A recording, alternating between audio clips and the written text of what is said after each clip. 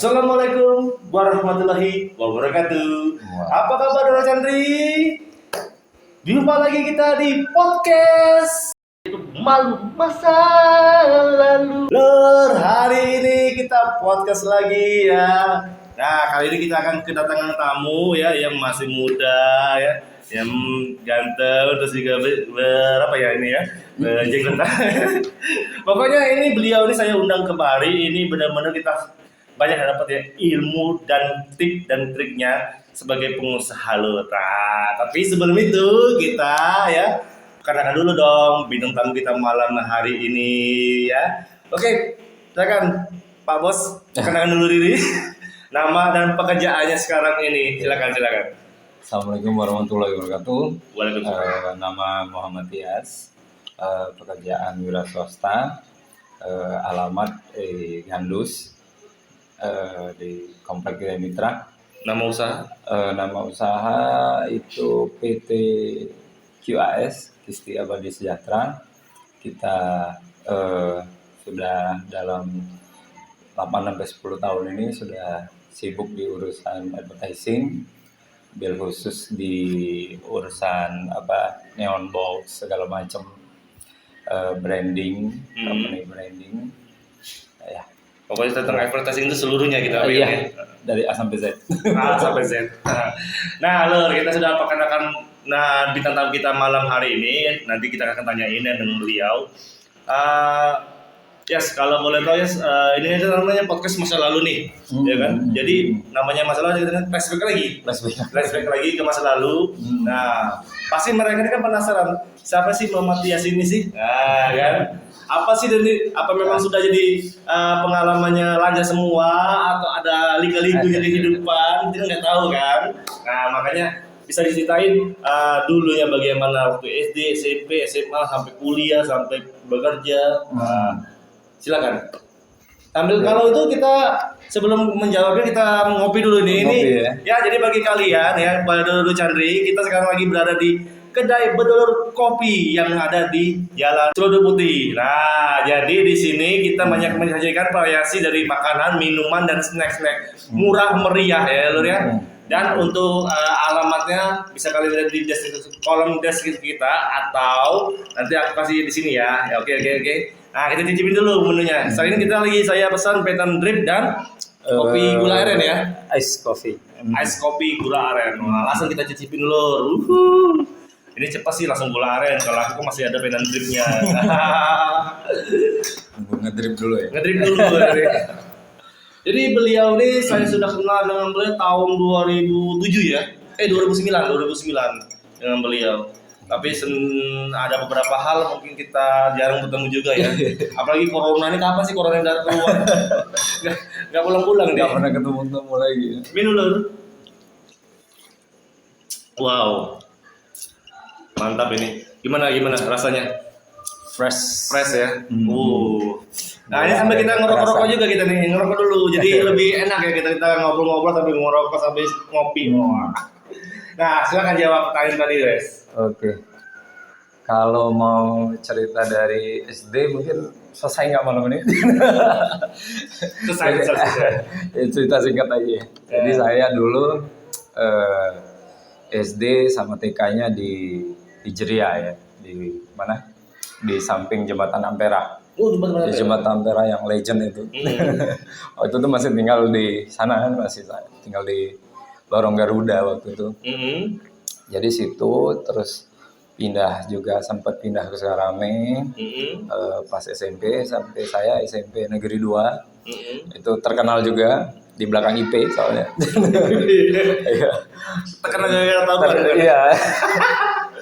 Sangat terkenal karena satu-satunya SMP yang di tengah pasar ya. Jadi kalau budak Palembang zaman dulu tuh tahunnya pasti tempat itu di mana. Terus karena udah hijrah di seputaran KM 12, akhirnya SMA juga saya masuk SMA 13. SMA 13. SMA 13. Itu juga terkenal juga karena di bandara dulu. Jadi kalau yang nggak kenal SMA 13 pasti nggak pernah naik pesawat ya. Jadi karena sedekat dengan Iya, kan ada dekat bandara. Tapi alhamdulillah memang udah sekarang ini SMA-nya sudah jadi SMA terbaik juga, salah satu SMA terbaik di Palembang. Terus karena waktu itu 99 Krismon, jadi timbullah cita-cita pengen mandiri. Akhirnya saya pilih Fakultas Pertanian. Kebetulan iya Fakultas Pertanian, dan kebetulan diterima di Fakultas Pertanian Universitas Sriwijaya. Nah, sampai tahun 2005 tamat, dan di tahun 2005 juga nikahnya juga barengan, malah nikah dulu baru wisuda. Beda bulan aja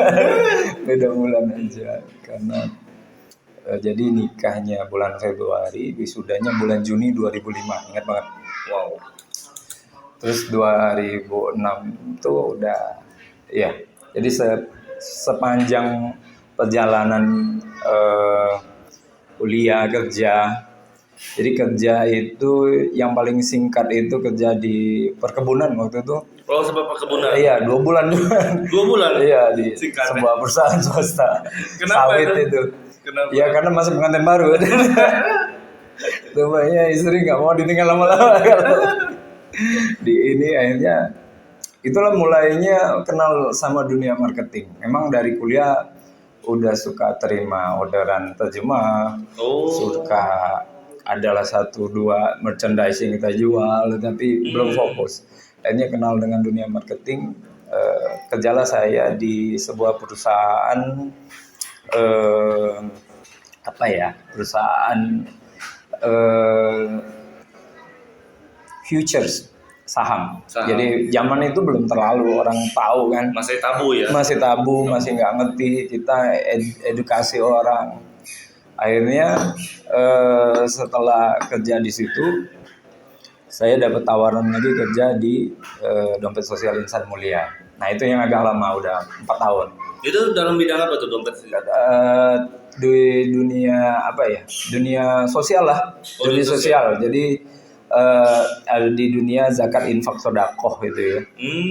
Jadi itu masih jejaringnya dompet. Tapi masih sampai sekarang masih terlibat di urusan sosialnya. Tapi kalau dia itu udah resign. Jadi kita waktu itu di Palembang yang jadi cikal bakal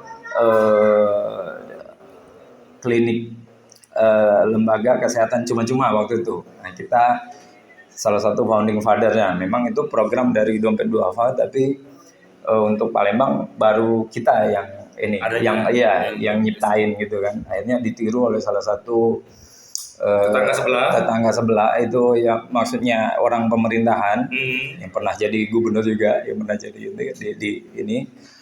Kita bersyukur bahwa aksi sosial kita itu ditiru dan diterima kan. Artinya kalau orang meniru itu ya berarti bagus itu kan. Pasti. Bagus. Jadi ada side effect-nya gitu kan. Enggak mesti kita. Jadi kalau kebaikan itu kita spread. Kalau boleh kita contohkan. Jadi tiap radiasi kebaikan itu akan menghasilkan kebaikan. Ya, betul. 4 tahun di sana, akhirnya pindah lagi ke Bank Syariah waktu itu. Salah satu bank syariah swasta yang sangat dikenal oleh Mas Chandri. Salah satu nasabah saya, tapi nggak berhasil di closing.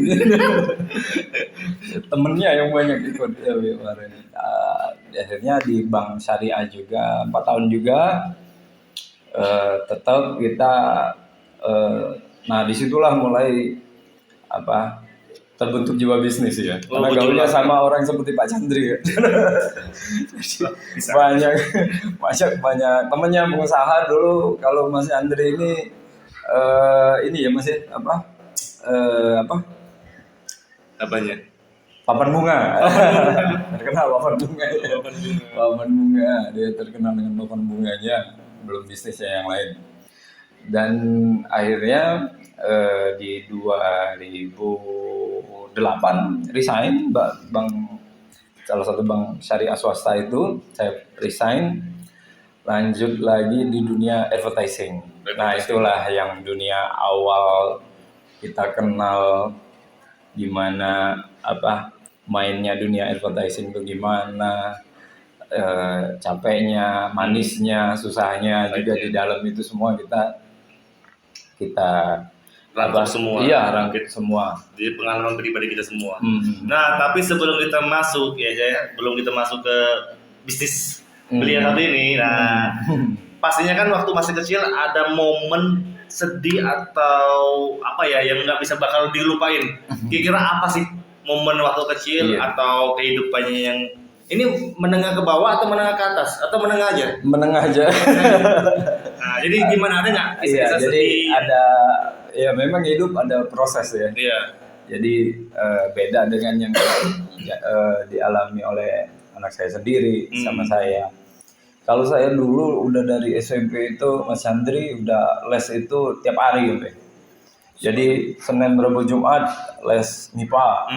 Selasa, Kamis, Sabtu les bahasa Inggris. Itu terkenal ya kalau ada yang pernah les di tempat yang sama itu di Sailendra yang di dekat Polrestabes Palembang lama. Nah, itu jadi saksi kita 6 tahun lebih ya les itu. Gua ada les sampai lama gitu dari SD dari SMP kelas 1 sampai SMA kelas 3 itu les terus pokoknya masih. Orang sampai bingung gitu nanya. Tapi memang alhamdulillah ada hasilnya. Saya pernah SMP itu 9 nilai ininya 9 turut-turut itu sampai guru nanya itu Tias ngerti banget ya sama bahasa Inggris. Alhamdulillah Bu, saya bilang saya udah biasa prihatin ya. Terus itu juga zaman itu kan duit les itu cuman 500 rupiah loh. Iya, bener. Duit bus di situ bolak-balik makan sampai sore, pokoknya mikir aja sendiri gimana kita ngatur duit segitu. Dan yang paling sedih itu apa? Duitnya kececer. Duitnya kececer.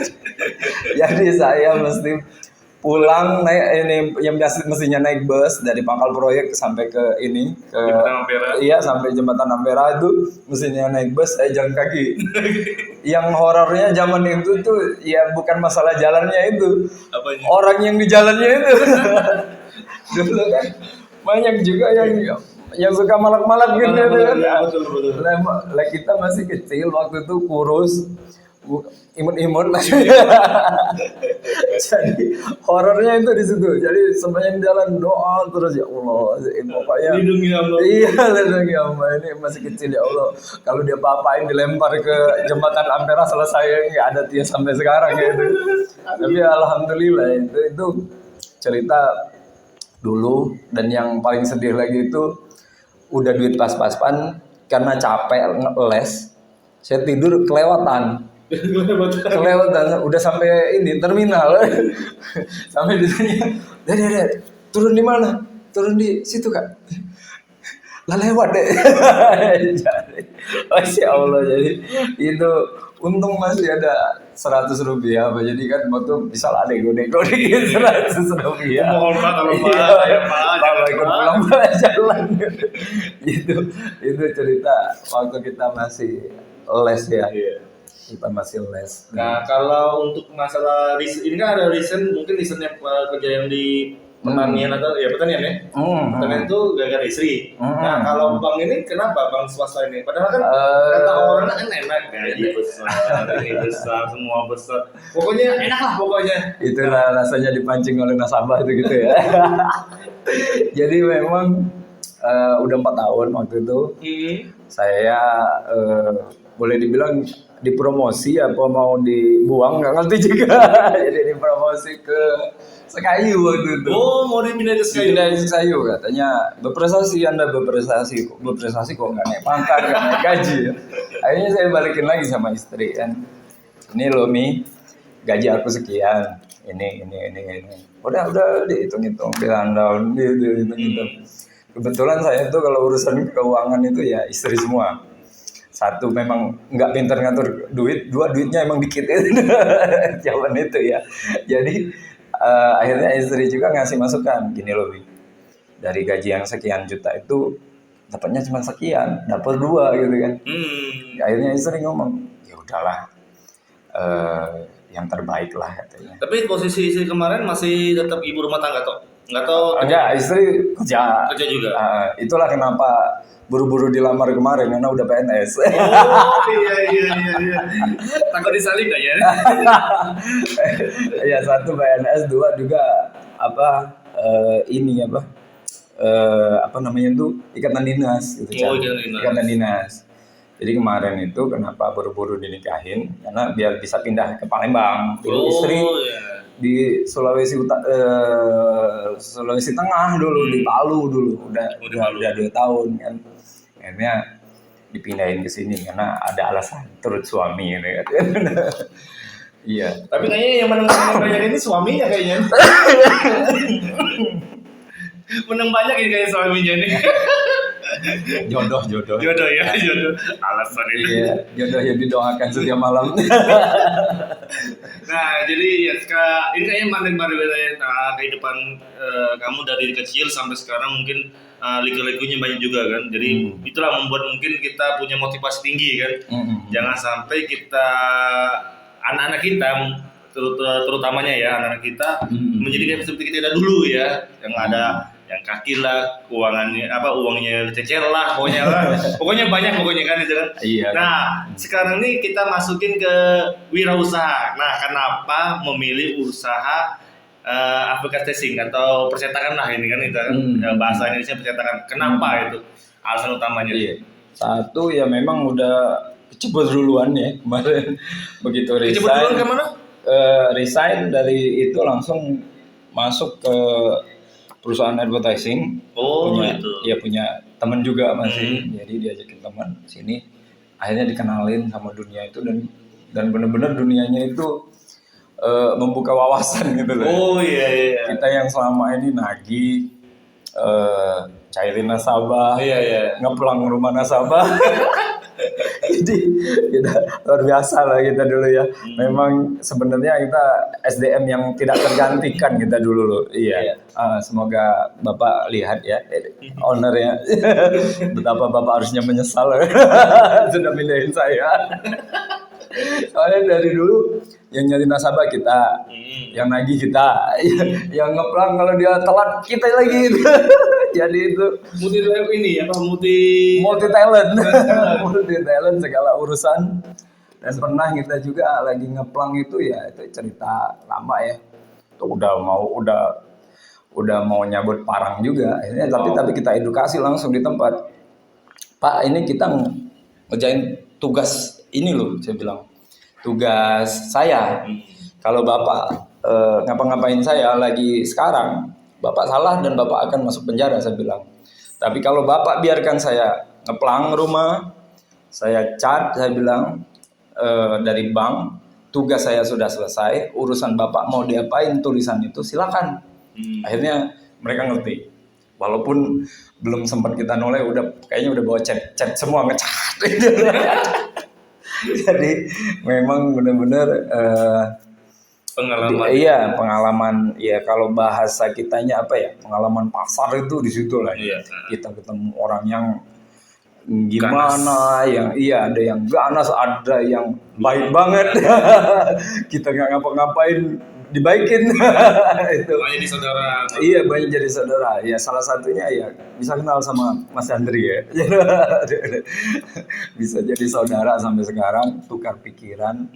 Artinya ya memang itulah, kita di atas bumi itu ya untuk saling mengenal kan, silaturahmi, saling berbagi, ya saling tahu lah. Jadi saling memaafkan juga kan. Artinya saya punya kekurangan, Mas Andi ada kekurangan, Mas Andri maafin kesalahan saya juga maafin kesalahan Mas Andri kan gitu. Jadi balik lagi ke yang dunia tadi, ada yang nyebutnya dunia advertising, ada yang juga nyebutnya dunia percetakan. Karena dia ini sebenarnya di dunia ini ada 3 hal. Dia ada cetakan kertas, cetakan banner, sama ada namanya dunia advertising. Advertising ini luas lagi dunianya. Mulai dari yang videotron yang kita suka lihat di Simpang 5 DPRD, sampai ke billboard yang 5.15, yang 46, 5.10 itu include semua, itu include di dalam dunia advertising. Wow. Kita mau masuk kemana, intinya bisa hidup semua.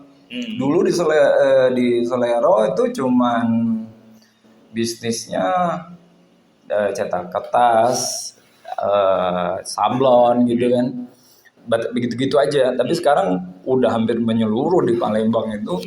Semua orang bisnis advertising. Bener. Dan bagi kalian juga yang belum tahu Selero ya, itu Selero itu seperti kayak kawasan di samping IP ya. Indah IP itu panjangnya lupa. International Plaza. International Plaza. Nah, jadi sebelahnya itu sejak ada mall lupa IP. Ada temen nongkrong. Bener-bener enak itu sana. Apalagi di lantai berapa? 3 atau 4 itu ada bongkar, tapi nggak ada. Nah, jadi di kawasan Selero itu kawasan semua orang pengusaha percetakan semua. Dari yang kecil sampai yang besar. Nah, jadi di situ yang nama Selero. Jadi mungkin kalian yang belum tahu ya, dulu Chandri saya akan kasih tahu ya. Lanjut silakan Pak Tias. Aduh, ini kayaknya semakin malam semakin asik ini ngobrol dengan beliau ini. Jadi ya gitu. Kalau di kita dulu batas-batasnya ya cuman ini aja ya, bannernya ada mesin indoor, mesin outdoor. Kalau mesin indoor ya bisa ngasilin stiker, bisa ngasilin wallpaper yang bagus-bagus kayak gini. Itu dihasilkan oleh mesin indoor, dan lumayan harganya 200 sampai 300 juta satu mesin. Tapi ya itulah, balik-balik lagi ke order. Jadi kalau dia ordernya kencang, Mas Chandri mau beli mesin tiap bulan juga, it's okay, nggak masalah. Karena kita udah pegang PO, udah pegang SPK, segala macam. Kenapa masih survive di bisnis ini? Karena memang bisnis ini Mas Chandri mau jualan kenceng dapat, enggak jualan kenceng juga dapat, enggak jualan sama sekali orang masih nelfon. Betul. Memang balik-balik ke rezeki ya, balik-balik rezekinya gimana? Karena saya pribadi pernah punya pegawai sampai 33 orang, itu digaji sampai 100 jutaan sebulan, dan itu nggak sulit, cari ordernya nggak sulit, karena orangnya banyak. Jadi begitu kita punya mulut yang harus dikasih makan, begitu pula rezeki dari Allah itu turun untuk kita. Dan justru saat kita nggak lagi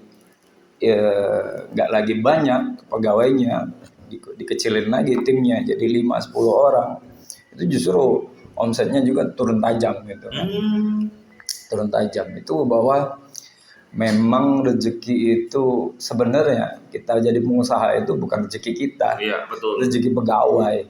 Pernah nggak Mas Andri ngerasa mungkin omset ininya dulu kan, bunganya dulu 200 juta, tapi Mas Andri nggak pegang duitnya, yang dapat duit supplier, toko bunga ya.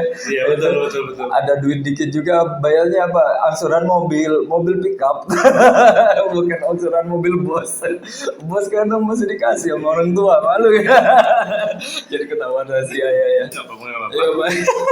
Jadi memang benar, bisnis itu ya itulah asiknya kita bantu hidup orang lain, dan kita dibantu oleh Tuhan gitu. Allah yang bantu, nggak ada ceritanya ini saya ini loh, saya ini udah 10 tahun di dunia advertising ini orderan teman saya semua, nggak bisa ngomong kayak gitu. Iya betul. Karena banyak yang order udah di atas meja, desain udah ada, harga udah deal, bisa lepas betul. Bisa juga kita nggak mikirin orderan itu, tiba-tiba ini desainnya Pak, ininya, ini duitnya Pak. Gak ada juga kayak langsung, gitu langsung juga rezekinya. Jadi memang apa ya, kalau resep-resep tetua yang mentor-mentor kita dulu, kalau kayak Kang Dewa Prayoga atau yang lain ini, atau Pak Riza Zakarias, itu orang-orang yang strength dalam urusan kebaikan. Kenapa dia bilang pengusaha muslim harus kaya loh? Kenapa Kang? dia rakus dalam sedekah. Iya. Wih, pernah nggak dengar rakus dalam sedekah? Saya juga baru dengar ini. Kenapa kan rakus sedekah? Karena kenapa? Pagi-pagi saat kita mau sholat subuh, itu duit yang di kantong siapin 10, 20, 100, 200, syukur-syukur bisa 1 juta, syukur-syukur ya. Iya, amin. Sedekah pagi kenapa? Karena pagi-pagi malaikat ngedoain, ya Allah, berkahilah harta orang yang bersedekah hari ini dan tambahkan. Tapi kalau buat orang yang pelit pagi itu, habisin pokoknya. Iya. Jangan sampai ada sisa ya gitu kan. Betul. Jadi urutannya, jadi pengusaha muslim ya ini ya, dalam konteks keberagamaan itu nggak bisa dilepasin. Jadi nggak ada bisnis yang jelek, yang ada itu ownernya yang jelek. Ya. Mau bisnis apa? Air minum, ini boleh disebut nih mereknya. Boleh. Le mineral ya. Mau bisnisnya le mineral, kalau udah sehari 100 karton, apa 1000 karton, nggak bisa lagi dibilang pengusaha kecil gitu kan? Betul. Walaupun secara berdasarkan Kementerian Koperasi, pengusaha kecil itu sampai 4 miliar itu baru masih kecil. Kebayang nggak Mas Jan? Baca 4 miliar bilang masih pengusaha kecil. Jadi itu balik lagi. Jadi pagi-pagi sedekah, sholat subuh berjamaah, malam sebelumnya usahakan kita udah tahajud, pagi-pagi besok udah duha. Jadi itu rezeki yang nggak akan tertukarkan. Kenapa pengusaha muslim itu kadang kelihatannya nggak kerja? Iya, betul. Banyak contohnya senior saya di Serelo itu banyak lagi kerjaannya keluar masuk masjid pengajian, tapi perumahannya ada perumahan syariah, dia punya 3-4 cabang atau percetakan. Kelihatan iya, anak masih dijemput, istri masih dijemput, malam masih ada di rumah. Kadang bingung kita kan pernah juga ngalamin di mana nih, sama-sama Mas Chan juga. Kita yang jadi pengusaha yang lupa keluarga, lupa orang tua, lupa hari, lupa malam, pokoknya sampai nanya, Chan udah jam berapa Chan? Sampai benar kayak gitu iya, kan. Betul. Saking parahnya gitu itu kan. Jadi nggak ngoyo kayak gitu. Jadi dalam Islam itu kalau cari rezeki itu berjalanlah. Iya, betul. Tapi kalau meminta ampunan Allah, berlarilah. Iya. Saya banyak salah, ada dosa, tersilap apa, kelupaan apa gitu. Langsung ketemu masjid, musolah di rumah di mana, langsung sholat taubat, minta ampun sama Allah. Insya Allah diampuni. Karena setiap pergerakan kita itu selalu ada namanya dosa. Iya. Betul. Dosa itu ya dihasilkan oleh kadang ada kita yang sengaja, yang menurut kita udah lurus. Kita kan selama ini nyangka bisnis kita lurus aja. Bagus, bener.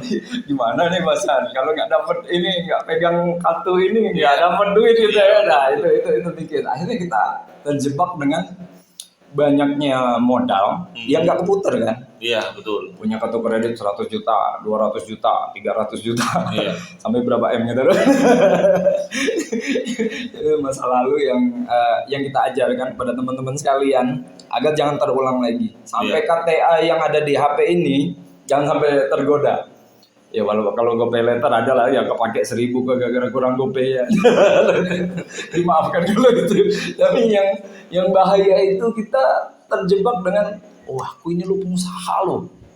Wajar lo aku ada pinjaman 20 juta, 30 juta itu.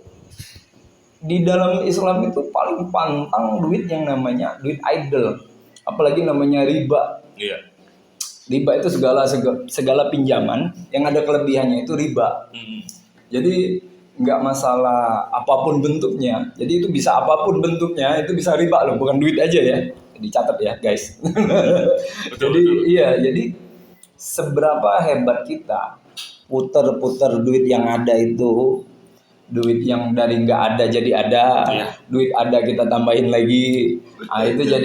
Nah itu kita yang mesti disiplin. Kalau anak buah sama sistem itu udah running sesuai perintah kita.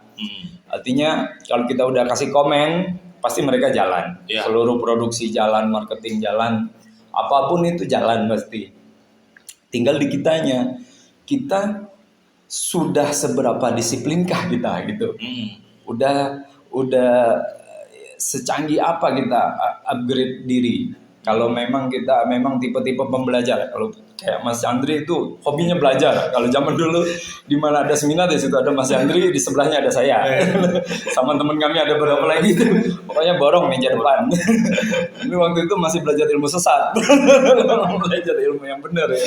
Ya Mas Andri. Iya, benar. Ya, jadi sampai ke satu titik ini makin ke bawah, makin ke sini, makin yang apa era 4.0 katanya 4.0 itu ya. 4.0 artinya ilmu lama ini masih bisa dipakai. Artinya ilmu agama yang kita ini masih update. Iya, betul. Mau rezekimu seperti raja, perlakukan ayah ibumu seperti raja. Kalau orang tuanya masih ada, kalau nggak ada mertua. Kalau mertua udah gak ada, doain semuanya. Keluarga juga nggak boleh pelit juga dengan keluarga. Tapi pelit yang berperhitungan ya. Artinya jangan sampai ada kita omset miliaran tapi adik kita kelaparan. Iya, betul. Di mana dia tinggal? Samping perusahaan kakak. Nah, itu gak kena juga. Kenapa kita kalau dicontohin sama Bang Dewa Eka Prayoga harus rakus dalam sedekah. Ini sedekah loh, baru cerita sedekah ya. Jadi dia itu semacam contoh yang baik bagi saya karena beliau dia dari usia yang lebih muda dari kita, Mas Andri. Beliau usia masih 20-an, dia udah kena utang 7,7 M waktu itu. Iya, betul, benar.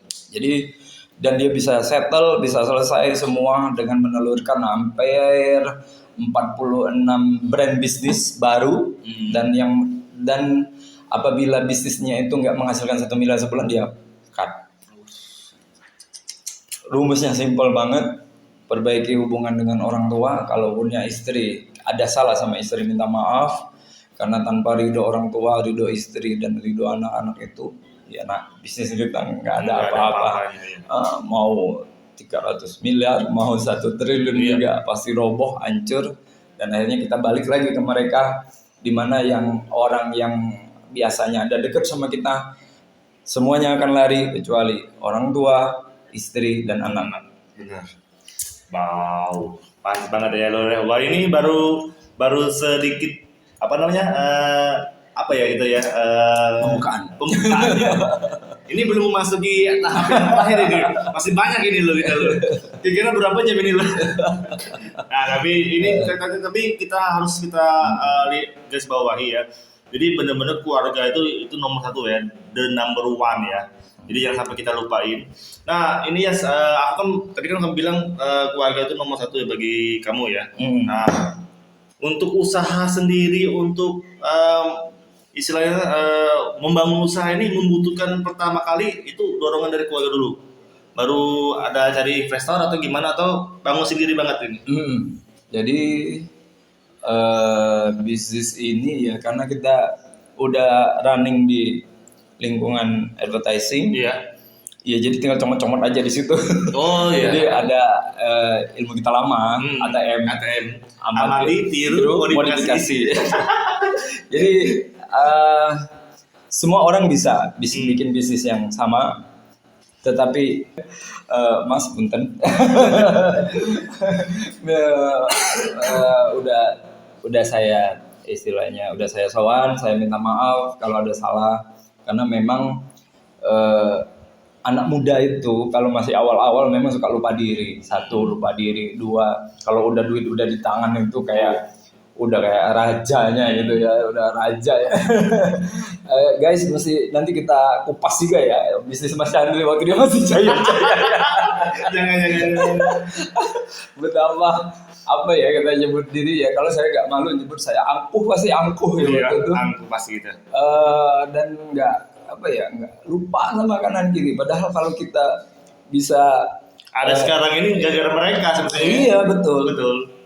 Kita kadang anak buah bikin salah satu, lupa kebaikan dia yang udah 100, kadang kita lupa, main pecat aja, buang. Noted ya, selama pegawai itu tidak melakukan fraud, mencuri atau sejenisnya, satu pegawai itu masih layak dipertahankan. Iya, betul. Terutama orang lama ya, karena kita cari orang lama tuh susah. Tetapi kalau untuk yang bidang skill, kita selalu bisa terima orang baru. Tapi for noted juga bahwa untuk tiap bisnis yang berkembang itu selalu ada orang lama yang bertahan di dalamnya gitu. Jadi kita juga butuh pengalaman mereka. Jadi pernah saya dulu ada sopir tua, nggak tahu dia resign gara-gara penglihatannya nggak ini, diganti sama sopir yang baru. Waduh, sopir yang baru ini terus ketangkep terus. Jadi saya sampai saya suruh, coba Mas, sowan dulu sama Mbah yang kemarin. Saya bilang, kenapa Pak? Kamu kena tangkap terus. Itu sampai Pangkal Pinang, sampai kemana-mana nggak pernah ditangkap, saya bilang. Jadi memang anak muda itu memang itulah, bengal, juga kadang terlalu semangat, agresif juga. Iya, agresif, semangat, dan juga yang nggak dengar omongan itu yang parah lagi. Apalagi dia yang punya duit kan, gitu kan. Bahwa tetaplah humble, tetaplah kita memposisikan diri sebagai murid. Karena yang ngasih semua itu Allah sebenarnya, nggak ada lebihnya, kita itu nggak ada. Cuman penyambung aja, menyambung rezeki dari kita ke sopir, ke tukang, ke supplier, ke anak istri, itu aja, cuma nyambungin rezeki kayak gitu aja. Betul. Bahwa nggak ada kita ini, kalau Tuhan mau dibalik sekarang atau kita lagi jaya-jayanya tiba-tiba selesai nikah lagi orang rumah.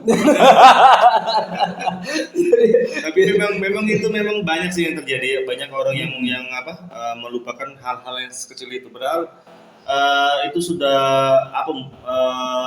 bakal ada di diri kita, tapi banyak mereka membuang semua hal kayak gitu kan.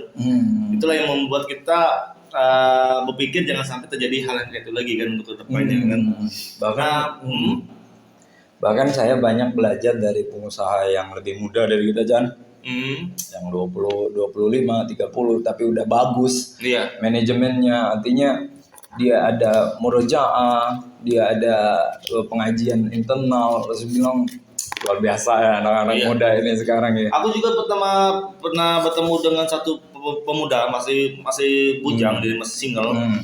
Dia baru umur sekitar 20 tahun kalau salah. Orang Palembang juga. Pemikiran itu luar biasa kalau bagi aku. Pemikirannya luar biasa itu juga. Aku pernah tanya dengan dia, kok kamu bisa sukses kayak gini? Aku sukses ini gara-gara orang tua. Terus juga aku juga banyak ke agama katanya juga kan. Bisa ngumpul kayak gini, aku nabung katanya. Jarang lo bisa ketemu dengan anak muda kayak gitu, aku bilang kan. Kok bisa dia? Kita yang sudah berumur kepala 3 ini sudah gimana gitu kan. Tapi dia yang kepala 2, dia pikirnya rasional banget. Wow. Itu memang, jadi makanya kita kadang tuh kita mau sharing dengan orang tuh kadang mikir, ini anaknya masih muda, nggak usah dihirau. Padahal disitulah letak kita untuk menemukan tempat kita sharing, tempat kita berbagi. Makanya namanya pengusaha tuh nggak kenal dengan umur, nggak kenal dengan apa namanya itu ilmu. Jadi harus kita anggap kita ini seperti bodoh. Kita jadi bodoh. Jadi ada satu kawan tuh bilang, jadi dia orang bodoh aja. Jadi orang bodoh kita cari tahu kebodohan kita ini apa sih. Jadi pintar dan suatu saat. Nah itu. Jadi itu orang ingat pintar. Omongan Om Bob ya. Nah ya. Ambil mirip kayak gitu deh kata. Jadilah orang bodoh, dengan jadinya orang bodoh kita cari orang pintar akhirnya kan. Kita pekerjakan orang pintar gitu. Nah jadi untuk awal usaha itu jadi mungkin ngelempar sini ngelempar situ dulu sebelum ada punya mesin ya, belum punya apapun tuh ya.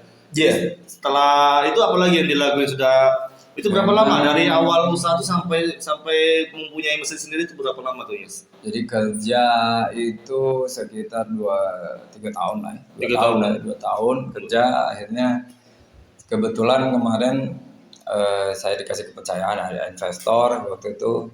Sebelumnya investornya akhirnya saya tinggalin juga karena nggak cocok salary. Biasa. Udah ngerti duit.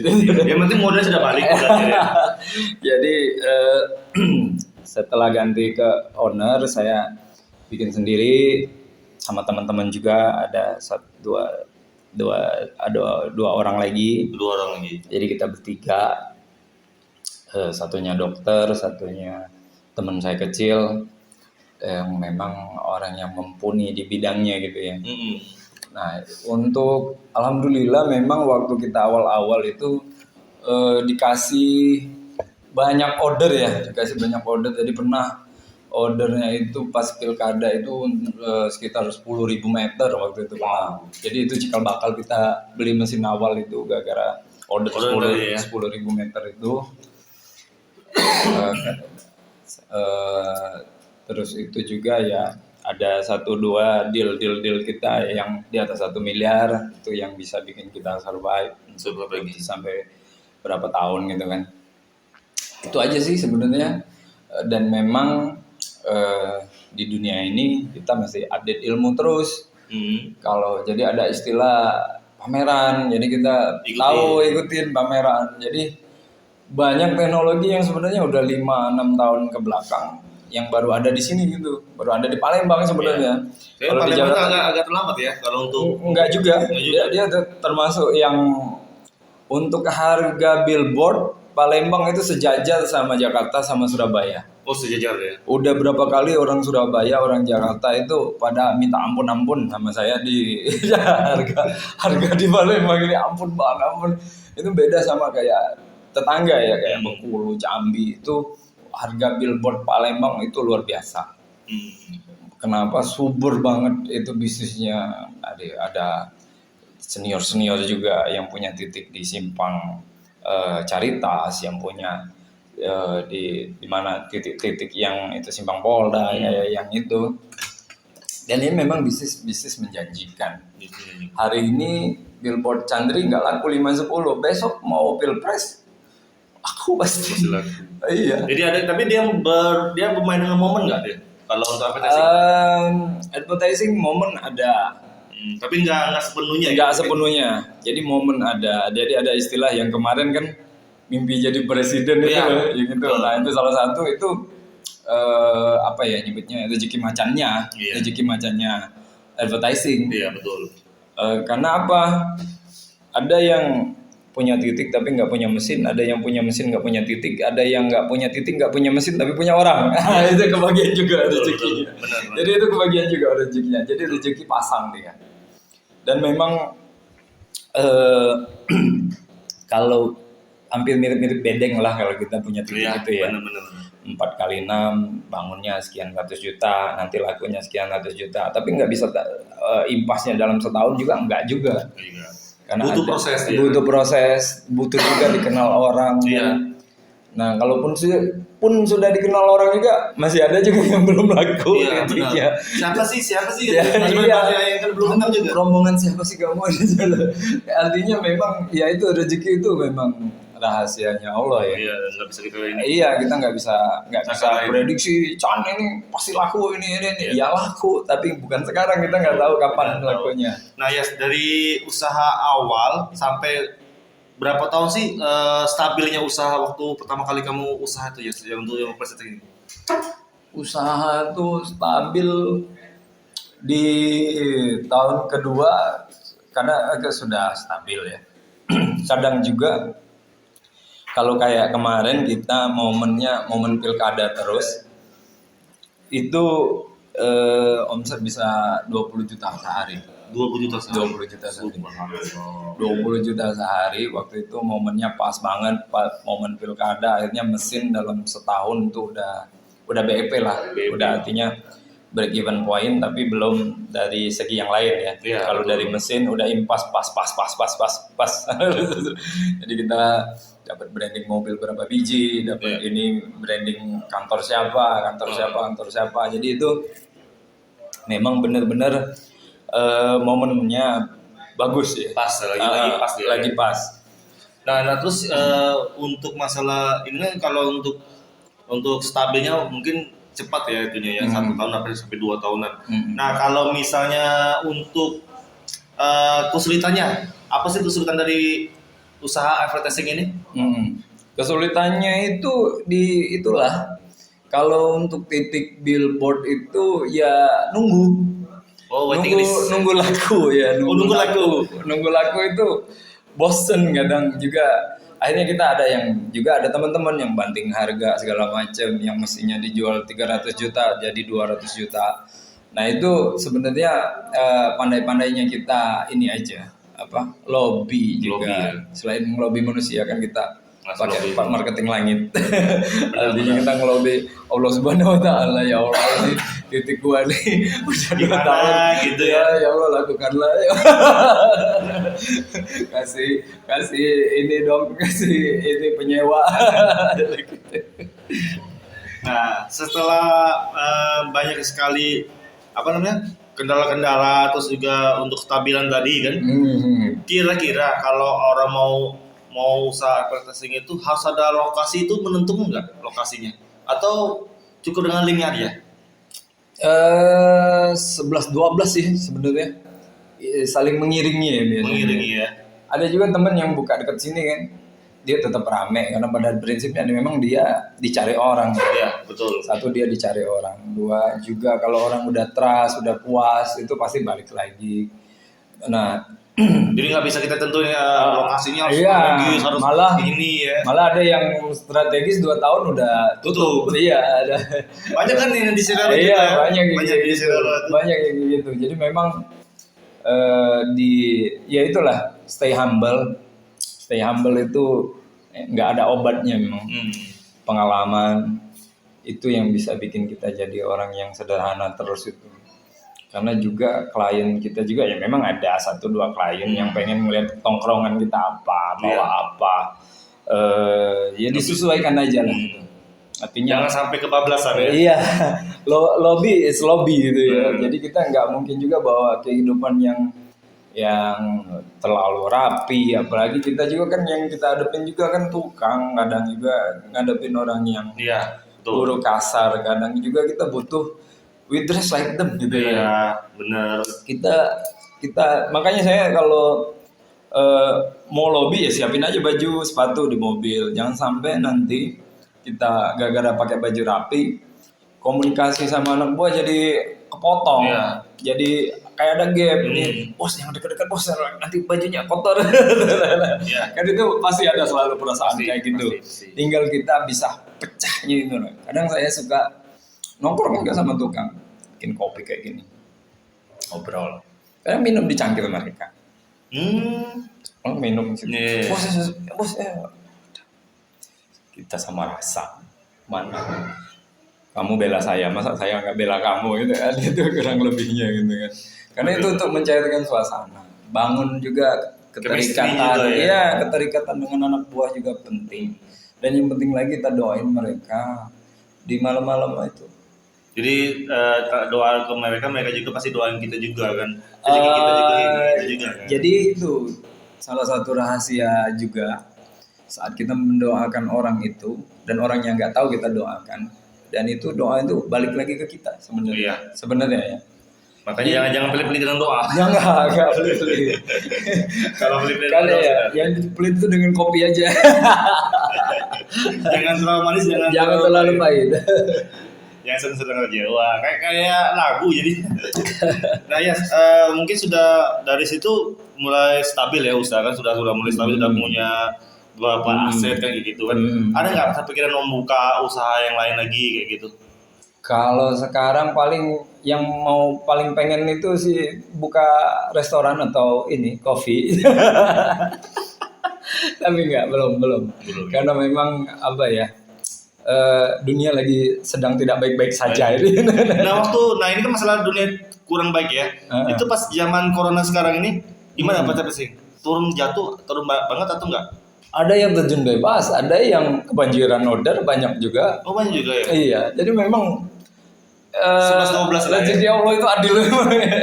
Jadi ada yang biasa, mungkin yang biasa dapat order berubah. Jadi memang rezekinya itu tetap ada, posisinya aja berubah dia itu. Jadi yang dulu nggak pernah ada pasang billboard, tiba-tiba nelfon, Pak ini mau pasang billboard dari kementerian mana gitu kan, ada masuk lagi.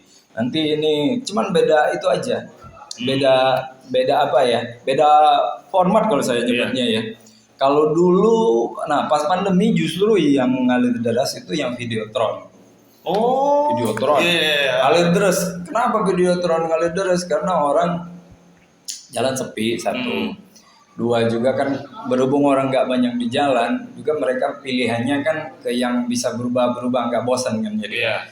Nah, kalau dia billboard sempat sepi waktu itu, tapi yang ramenya justru billboard layanan iklan masyarakat ya, yang 3M itu, mencuci tangan itu segala macam. Nah itu yang rame. Itu yang rame, Departemen Kesehatan itu yang rame juga, dari kepolisian juga rame ordernya. Jadi itu apa ya? Yang meningkatkan omset kita untuk beda tempat aja gitu. Jadi biasanya kita dapat rutin dari sini, dari ini BUMN umpamanya, diganti dengan iklan layanan masyarakat gini.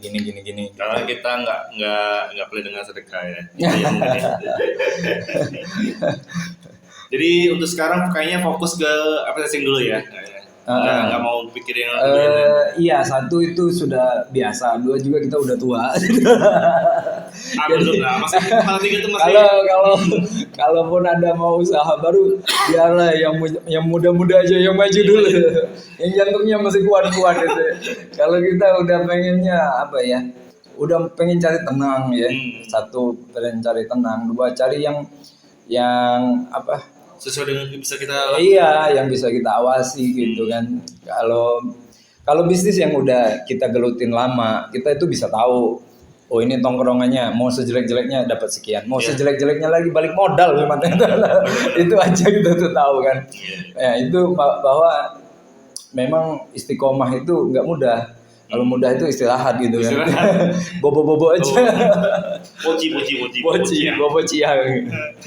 Nah ya, ini kan sudah mungkin dalam ruang lingkup Tias mungkin sudah klop ya usaha advertising ini kan.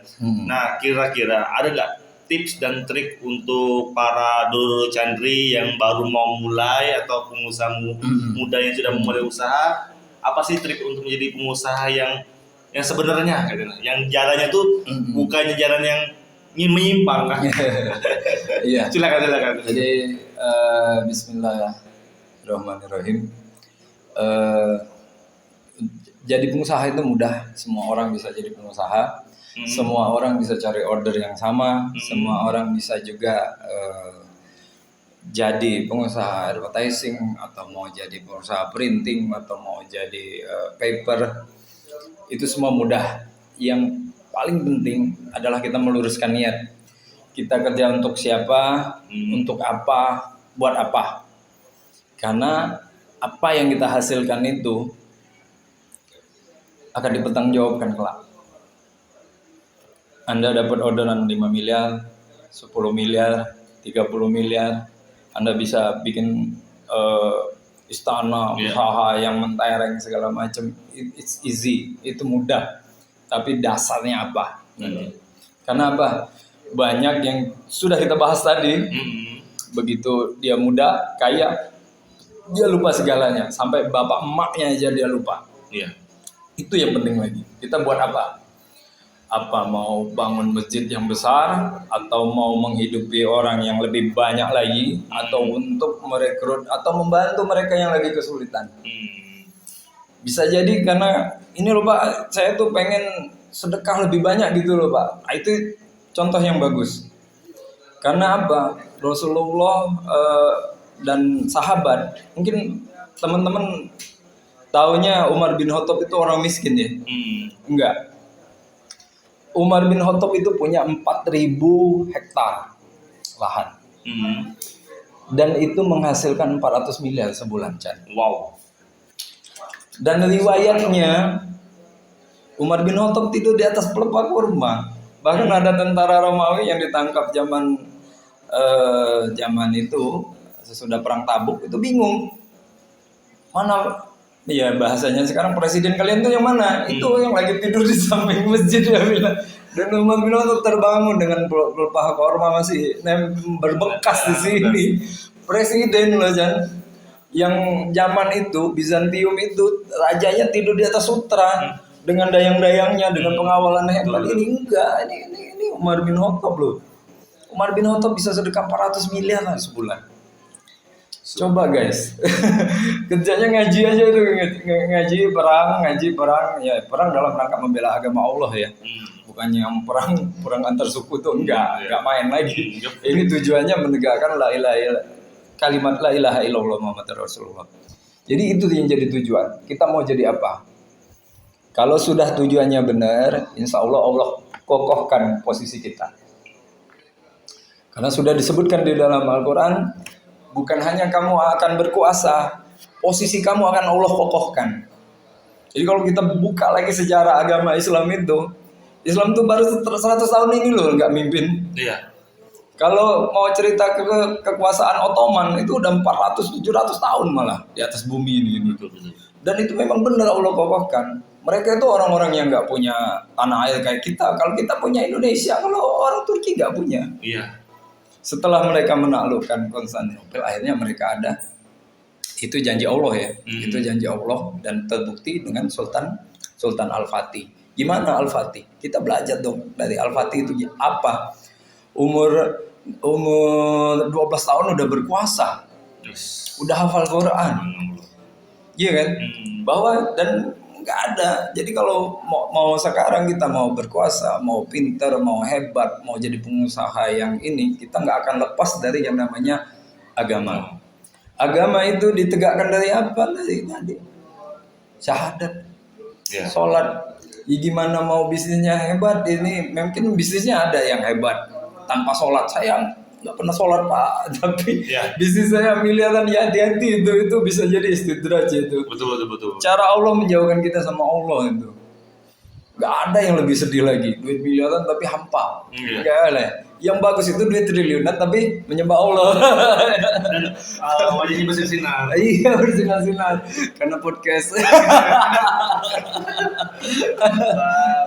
Jadi yang penting luruskan niat, Allah yang jadi tujuan. Niatin semuanya karena untuk kebaikan. Insya Allah akan dapat yang terbaik untuk usaha dan segala keluarga dan semuanya pokoknya dapat anak yang soleh-soleha, istri yang soleha. Amin. Wow, banyak sekali ya. Jadi ilmunya itu ya kalian sudah mendengar sendiri dari beliau. Jadi kalian rekam, kalian tidur ini, kalian belum tidur ini, kalian resapi omongan beliau tadi dan lakukan, dan itu bakal insya Allah terjadi ya untuk kalian. Biar usaha kalian juga lebih baik lagi ya. Amin. Nah kalau ini yang mungkin terakhir kita akhirin nanti podcast kita ini. Pertanyaan apa saja kita pada saat kita mau pingin usaha aplikasi, apa saja yang kita siapin, atau entah itu peralatan entah apa kayak gitu. Yang pasti ada ada 3 lah yang kita bagi ya. 1 prospek marketing, 2 tim, 3 tools.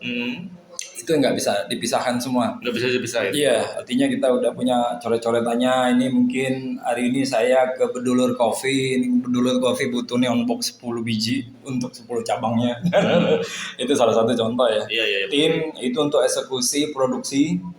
Tools itu termasuk juga mesin-mesin itu masuk tools juga. Bahwa kita harus ready dan kita harus punya tempat yang bisa dipercaya akan menyelesaikan order kita on time. Itulah. Jadi yang penting itu. Kalau untuk modal hubungin Pak Chandri atau saya bisa, nanti mau sampai berapa nanti kita bantu. Tapi yang pasti kita pahami dulu ada namanya fikih muamalah ya. Yang kita pahami bahwa usaha itu ada untung ada rugi, itu yang kita pahami dulu. Jangan hanya investor diminta mengerti, kita juga mesti amanah. Artinya jadi kebanyakan bisnis kita ini kacau gara-gara akad di awal nggak jelas. Kenapa akar di awal nggak jelas, pinjam 100 balik 110? Padahal bisnis kita yang 100 juta itu belum tentu ngasilin sampai 150 juta, belum tentu. Iya. Walaupun secara atas kertas bisa sampai 250 juta umpamanya. Betul. Kita nggak tahu ya. Karena jadi jangan pernah memperjanjikan keuntungan di awal dengan exact, dengan pasti. Jangan, tapi buat rate.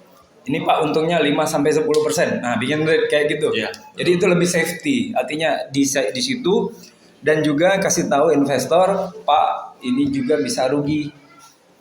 Jangan Ya kita nggak tahu kan cuaca kayak Iya. gini, tiba-tiba ngangkut barang dari Palembang ke ke mana, ke Bangka atau ke Belitung, tiba-tiba mobil kelelep masuk semua. Kita nggak tahu juga kan. Kita nggak tahu dunia, ya. Tapi yang penting itu dijaga dan tetap berdoa bahwa niat baik akan selalu Allah bantu.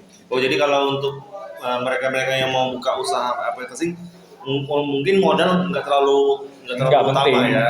karena kita bisa ambil juga dari DP, bahasanya itu bisa jadi DP atau dari ya itulah, itu skill pengusaha ya. Artinya kita juga harus pintar-pintar juga cari tempat utangan barang. Ya, Mas Jan, yang nggak mesti bayar besok ya. Bayarnya seminggu, 2 minggu, itu paten. Tapi itu begitu bayar. Iya, tetap bayar. Dengan niat baik kita bayar. Yang susah itu kita udah diutangin, kita nggak mau bayar tepat waktu, itu yang kacau. Iya, kacau banget. Jadi kita nggak perlu modal yang besar, penting kita punya keinginan dengan jalan yang benar juga ya. Iya. Wow, banyak banget ya kita ya bahas dengan beliau ya. Jadi bagi kalian yang mau belajar nanti ya, saya akan kirimin IG beliau dengan Facebook beliau ya. DM aja. Tapi kalau nomor ibu kayaknya nggak bisa kayak nomor ibu. Tadi takut jadi sendiri. Jadi kalau kalian kurang jelas, terus juga kayaknya aku juga ada pertanyaan nih yang belum terjawab. Nah, nanti bisa kalian DM beliau, tanya-tanya dengan beliau, sharing-sharing dengan beliau juga. Saya akan kasih tahu di kolom deskripsi saya ya. Nah, jadi terus juga untuk minuman kita hari ini itu disponsori oleh kedai Bedul Kopi. Jadi bagi kalian yang mau nongkrong di sini, wah enak banget tempatnya. Wah, asik, bersih banget ya. Terus juga murah meriah. Ada juga di Gojek, di Grab, dan di Shopee. Jadi kalian langsung aja langsung ke sini nongkrong. Ada wifi gratis loh. Nah ya, langsung aja sini. Oke, yes, terima kasih sudah datang di podcast Malu Masa Lalu. Jadi, aduh, ini mengganggu waktunya. Jadi kemana nih? Nggak enak ini. Kita antar pulang ini. Oke, ya, terima kasih ya sudah datang ya. Sukses selalu dan saya doakan semoga keluarga jadi sakinah mawaddah warahmah. Amin. Mudah-mudahan kita doain dengan beliau biar tambah lagi anaknya. Kan baru 3. Ada lagi. Cowoknya belum cowoknya, cewek semua. 3 lagi ya. Oke, kita tutup podcast ini. Sampai sini dulu podcast kita Malu Masa Lalu. Saya Chandri Wijaya Dan saya Muhammad Tias. kami undur dulu ya, dadah. Assalamualaikum warahmatullahi wabarakatuh. Bye bye. Malu Masa Lalu.